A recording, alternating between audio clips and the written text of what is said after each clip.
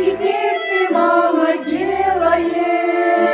Что ты думаешь сейчас?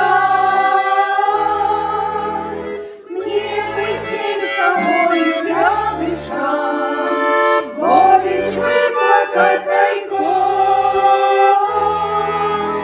Отогрей, родная матушка, душу теплым животом.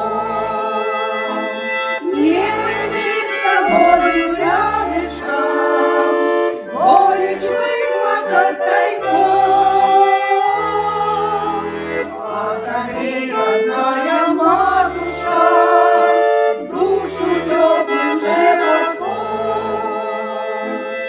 Может быть, тоской окована, тоже смотришь за окном. Опустили наши комнаты, дети выросли давно.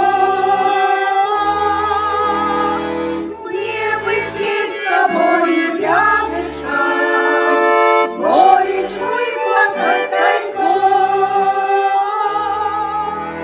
Отогрей, родная матушка, душу теплым животком.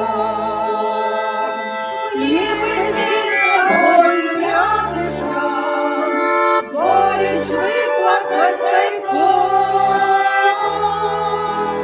Отогрей, родная матушка, душу теплым животком. А зима стоит суровая, как ты там живешь одна? Не греет ли печка новая, жаркой топится она?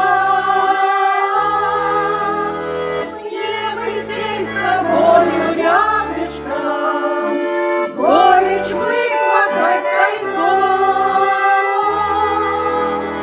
Отогрей, родная